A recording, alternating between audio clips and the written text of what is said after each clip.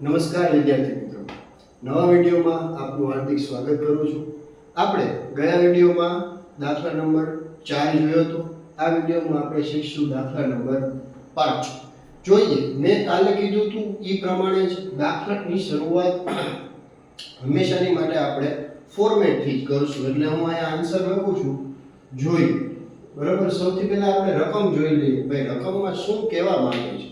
બરાબર, મહેન્દ્ર અને પ્રવીણ એક ભાગીદારી પેઢીના, પછી તમારી પાઠ્યપુસ્તકમાં તમે જોશો એટલે તમને રકમ આપેલી છે. એ વસ્તુઓ કામની નથી, એટલા માટે મેં અહીંયા લખેલી નથી. પણ આપણા માટે શું જરૂરી છે કે ભાગીદારી કરાર મુજબ પાઘડીની રકમ છેલ્લા 4 વર્ષના સરેરાશ નફાની કઈ પદ્ધતિથી દાખલો કરવાનો છે? સરેરાશ નફાની. મેં તમને કાલે જ કીધું હતું કે તમને રકમમાં આપી જ દીધેલું હોય છે કે તમારે કઈ પદ્ધતિથી દાખલો ગણવાનો આવે છે. અને મેઇન વસ્તુ બીજી છે 5 વર્ષની ખરીદી. બરાબર, આ બે વસ્તુને જ આપણે ધ્યાનમાં લેવાની છે આખા દાખલા અનુસાર. જોઈએ, હવે આપણે અહીંયા લખીએ વર્ષ નફો.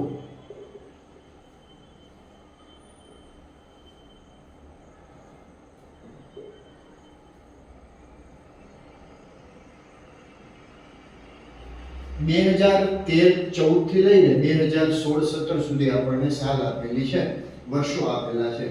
2013-14, 2014-15, 2015-16, 2016 અને 17.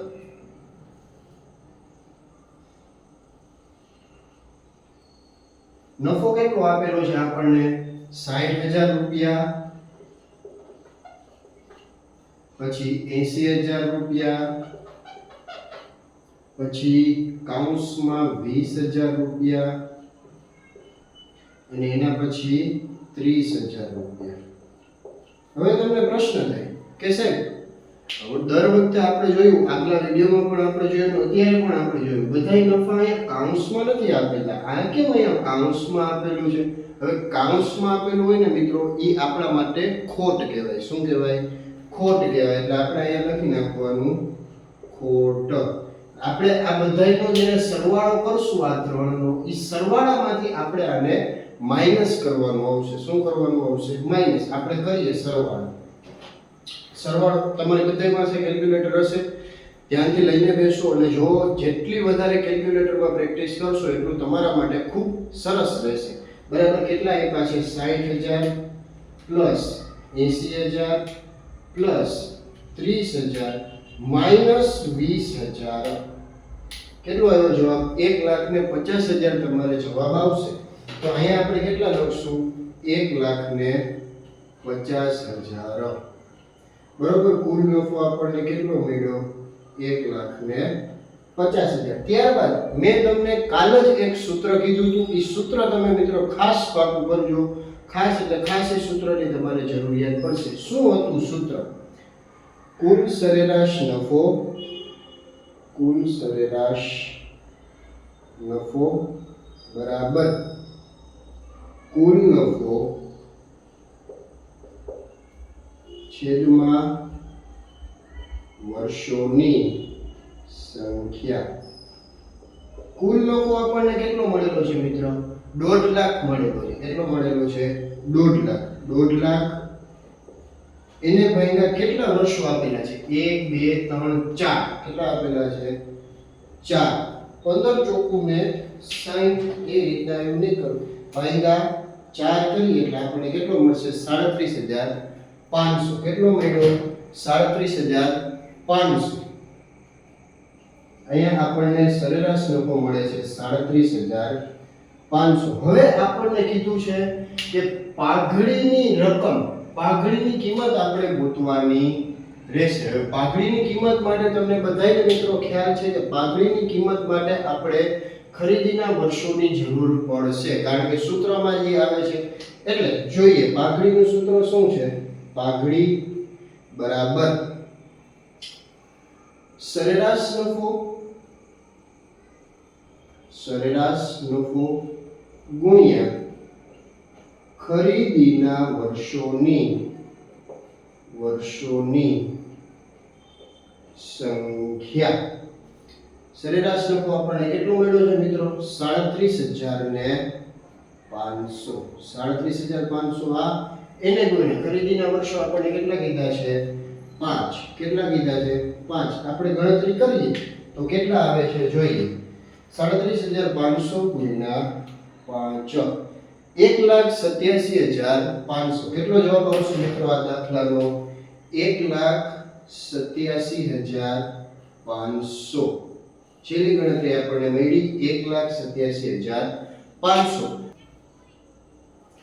આગળના દાખલામાં મિત્રો આપણે જોયું હતું દાખલા નંબર 5 માં આપણે જોયું હતું સરેરાશ નફાની પદ્ધતિ. હવે દાખલા નંબર 6 માં પદ્ધતિ બદલી જાય છે મિત્રો. દાખલા નંબર 6 માં પદ્ધતિ આવે છે ભારિત સરેરાશ નફાની પદ્ધતિ. કઈ પદ્ધતિ આવે છે? ભારિત સરેરાશ નફાની પદ્ધતિ. હવે તમને એમાં રકમમાં કીધેલું જ છે કે ભાઈ ભારિત સરેરાશ નફાની કિંમત શોધો. કઈ કિંમત શોધો?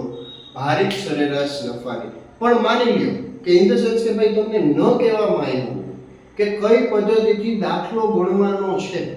તમને ન કહેવામાં આવ્યું, તમે જોવો તો તમને એવું લાગશે કે સાહેબ સરેરાશ નફામાં પણ અને ભારિત સરેરાશ નફામાં રકમની સ્ટાઇલ તો બેની એક જ છે, એક જ પ્રકારે આપેલું છે. તો આપણને કેમ આપણે ડિફરન્શિએટ કરવું કે ભાઈ કઈ રીતેથી દાખલો ગણવાનો છે? ત્યારે તમારે નફા જોવાના. શું જોવાના? નફા. અહીંયા જુઓ સતત નફામાં વધારો આવે છે. 60,000, 70,000, 90,000, 1,10,000. જ્યારે જ્યારે નફામાં સતત વધારો આવે કાં તો સતત ઘટાડો આવે ત્યારે ભારિત સરેરાશ નફાની પદ્ધતિનો ઉપયોગ થાય. કઈ પદ્ધતિનો ઉપયોગ થાય? ખાસ મગજમાં બેસાડી લેજો. પાછું એક વખત રિપીટ કરું છું. જ્યારે જ્યારે નફાની રકમ કાં તો સતત વધતી જાય કાં તો સતત ઘટતી જાય ત્યારે ભારિત સરેરાશ નફાની પદ્ધતિનો ઉપયોગ થાય. અને સરેરાશ પદ્ધતિમાં કેવું હોય? જ્યારે નફાની રકમ છે જે ઈ વધઘટ થતી રહે. કેમ થતી રહે? વધઘટ થતી રહે. 60,000 હોય પછી 70,000 થાય, વળી 50,000 થઈ જાય. એમાં એવું આવી શકે છે. પણ જ્યારે નફાની રકમ કાં તો સતત વધે અને કાં તો સતત ઘટે ત્યારે આપણે આ પદ્ધતિનો ઉપયોગ કરવાનો આવે છે. જોઈએ હવે આ દાખલો કેવી રીતના થાય. સૌથી પહેલા મેં તમને કીધું હતું એ પ્રમાણે ફોર્મેટ ખાસ બનાવવાનું. આન્સર આમાં 4 ખાનાવાળું ફોર્મેટ બનાવવાનું આવશે મિત્રો. કેટલા ખાનાવાળું? 4 ખાનાવાળું આવશે. વર્ષો, અહીંયા આવશે નફો, અહીંયા આવશે ભાર અને અહીંયા આવશે કુલ.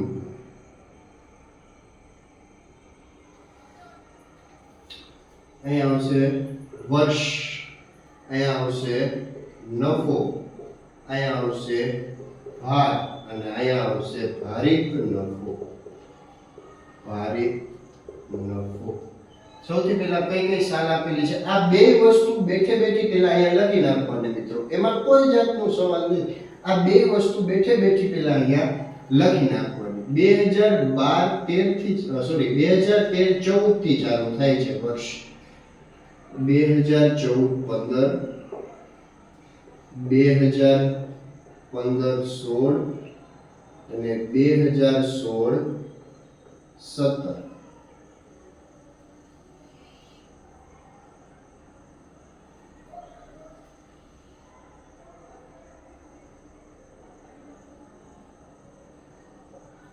વર્ષો લખી લે સોરી વર્ષો લખાઈ ગયા છે. નફો લખી લે મિત્રો આપણે 60,000, 70,000, 90,000 અને 1,10,000.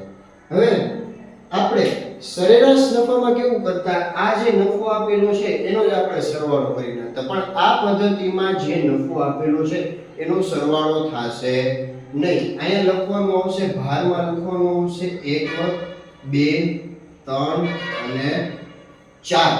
પછી સૌથી પહેલા આપણે આ નફા આપણે જે ભાર આપેલો છે એનો સરવાળો કરવાનો આવશે. કુલ ભાર અહીંયા લખવાનું નીચે કુલ ભાર. કેટલું? 3 ને 2 5, 4 ને 1 5. ટોટલ કેટલા થાય છે આપણી પાસે? અહીંયા 10. કેટલા થાય છે? 10. હવે તમને પ્રશ્ન થાય કે સર તો આ ખાનું બોક્સ જે છે, આ ખાનું જે છે એ ખાલી જે છે અહીંયા શું લખવાનું? અહીંયા આ બેયનો ગુણાકાર કરીને જે રકમ આવે ને મિત્રો ઈ રકમ અહીંયા લખવાની થાય. કેવી રીતના જોઈએ? 60000 ગુણ્યા 1 કરો એટલે તો સ્વાભાવિક જ છે કે 60000 જ આવવાના છે. બરાબર. 70000 ગુણ્યા 2 કરો 7 દુ 14 એટલે 1,40,000 આવશે. એવી જ રીતના 9 તેરીને 27 કરશો એટલે 2,70,000 આવશે. એવી જ રીતના 1,10,000 ગુણ્યા 4 કરશો એટલે 4,40,000 આવશે. શું આવશે? 4,40,000. પછી આ બધાનો સરવાળો કરવાનો મિત્રો. જે ભારિત નફો આવ્યો છે એનો આપણે સરવાળો કરશું. કરીએ, જોઈએ.